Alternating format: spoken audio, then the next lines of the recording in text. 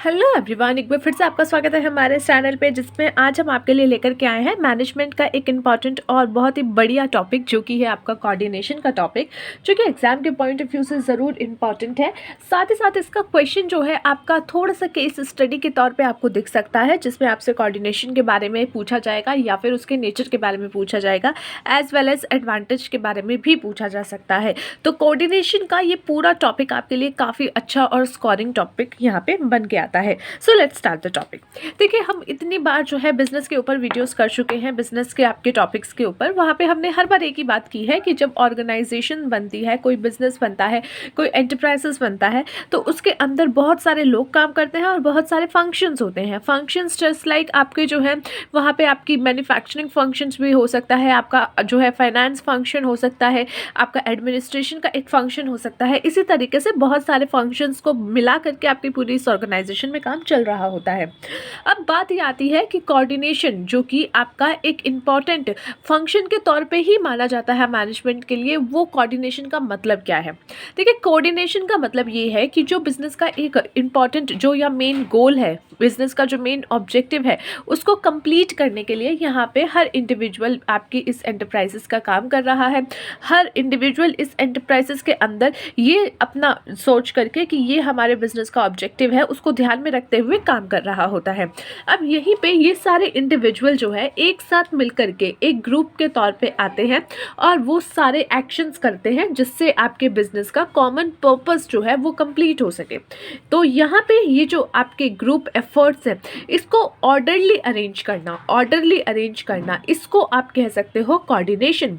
जैसे यहाँ पे 10 बंदे काम कर रहे हैं, एक परचेज डिपार्टमेंट में है, एक एडमिनिस्ट्रेशन में है, एक अकाउंट्स में है। अब सबने क्या किया कि मेरा काम एडमिनिस्ट्रेशन का है, मैं तो एडमिनिस्ट्रेशन करूँगा। उसने कहा कि मेरा काम सिर्फ जो है प्रोडक्शन का है, तो मैं प्रोडक्शन करूँगा। लेकिन प्रोडक्शन करने के लिए आपको क्या चाहिए? रॉ मटेरियल चाहिए। तो आपको जो है अपना जो है प्रोडक्शन करने के लिए प्रोडक्शन डिपार्टमेंट को क्या करना पड़ेगा, जो उनका परचेजिंग डिपार्टमेंट है, जो भी परचेजिंग कंसर्न डिपार्टमेंट है, उसको बताना पड़ेगा कि भैया मुझे इतना रॉ मटेरियल चाहिए, ताकि मैं जो हूँ इतना मैक्सिमम प्रोडक्शन कर सकूँ। और जो यहाँ पे परचेसिंग डिपार्टमेंट है, उसको जो है सिर्फ ऐसा नहीं है कि जाकर के ऑर्डर दे देगा, उसको फाइनेंस और अकाउंट्स डिपार्टमेंट को बताना पड़ेगा कि भैया मेरी रिक्वायरमेंट इतनी है, उसमें इतना पैसा लग जाएगा, तो आप प्लीज़ जो है इसको ध्यान में अपने पास रखिएगा, फाइनेंस बना करके रखिएगा। ऐसे मत बोलना कि भाई तुम तो ले आए पर मेरे पास पैसा नहीं है।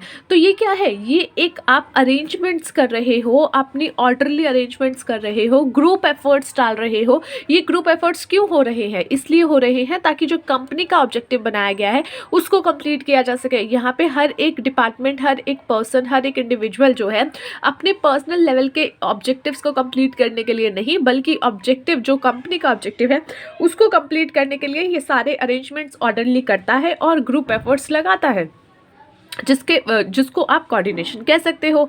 सो it's the orderly arrangement of group efforts is to provide unity of action in pursuit of a common purpose.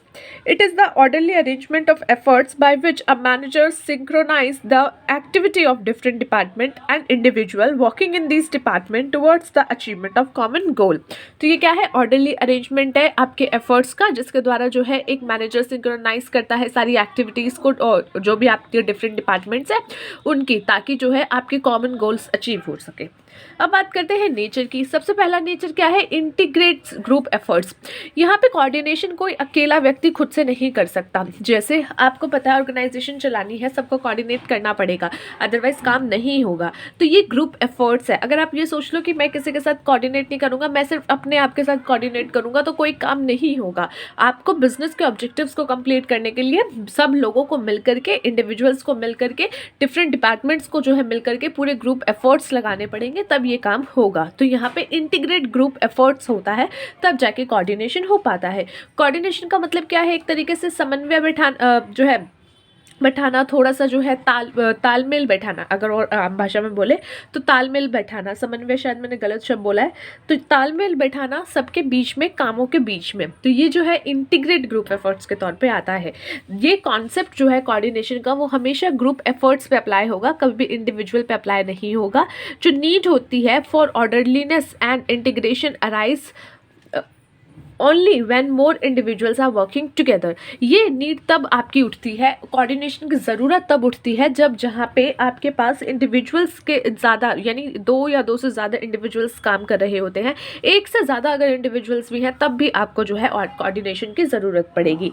तो ये जो है ऑर्डरलीनेस एंड इंटीग्रिटी तब अराइज होगी, आपकी इसकी आवश्यकता तब अराइज होगी जब एक से ज़्यादा व्यक्ति आपके पास काम कर रहा है। As different individuals come from different background, have different style of working, so there is need to unity their efforts in a common direction. कब अब क्या होता है, हर कंपनी में अलग अलग लोग होते हैं, अलग अलग माइंडसेट के लोग होते हैं, अलग अलग सोच विचार के लोग होते हैं, बैकग्राउंड्स अलग होता है। तो इसीलिए उनके सारे जो एफर्ट्स हैं वो एक ही डायरेक्शन में जाए, कॉमन एफर्ट्स कॉमन डायरेक्शन में जाए। इसीलिए उनके बीच में एक कोऑर्डिनेशन बैठना बहुत ज़रूरी है, एक समन्वय जो है तालमेल बैठना बहुत ज़रूरी है। Next is ensure unity of action. यहाँ पे कोऑर्डिनेशन इंश्योर करता है कि आपका यूनिटी ऑफ एक्शन हो। जैसे आप जो है यही हम एग्जांपल लेंगे परचेजिंग एंड प्रोडक्शन डिपार्टमेंट का। एक डिपार्टमेंट ने कहा कि हमने जो है इतना प्रोड्यूस करना है तो आप इतना रॉ मटेरियल लेके रखना। परचेज डिपार्टमेंट ने जाकर के अकाउंट्स और फाइनेंस डिपार्टमेंट को कहा कि आप पैसे का इंतजाम रखना।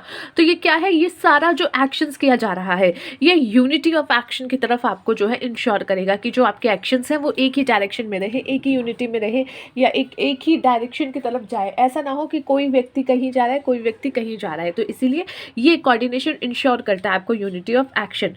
जो पर्पस है कोऑर्डिनेशन का वो ये है कि आप सिक्योर करें unity of action in the realization of a common purpose. ऐसा ना हो एक व्यक्ति कुछ और काम कर रहा है, उसने कोऑर्डिनेट ही नहीं किया, दूसरा कुछ कर रहा है, तीसरे से कोऑर्डिनेट ही नहीं किया, तो यहाँ पे एक यूनिटी ऑफ एक्शन नहीं रहेगा। अब यहाँ पे सबने मिलजुल के कोऑर्डिनेट करके काम किया है तो यूनिटी ऑफ एक्शन है कि भाई हमें जो है इतना प्रोडक्शन हम निकाल लेंगे इस बार में, और सेलिंग डिपार्टमेंट उसको जो है फिर देखेगा कितना सेल हो रहा है क्या नहीं हो रहा, उसका भी जो है इफेक्ट एक एक्शन जो है उसी तरफ रहेगा। तो यहाँ पे एक यूनिटी ऑफ एक्शन आपके पास आएगा कि सबका जो है एक्शन एक ही तरफ है।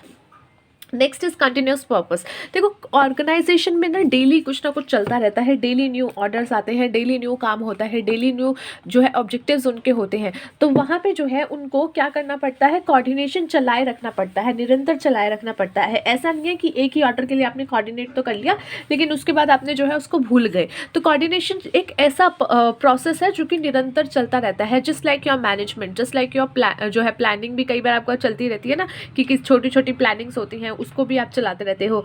तो मैनेजमेंट जैसे चलता रहता है आपका, उसी तरीके से आपका जो है प्रोसेस ये भी कंटिन्यूस प्रोसेस है जहाँ पे कोऑर्डिनेशन निरंतर चलता रहता है। It is not a one time activity. एक टाइम एक्टिविटी नहीं है कि एक बार कर दिया बस बात खत्म, कह दिया ना बस कह दिया। नो, आपको जो है ये बार बार करते रहना पड़ेगा।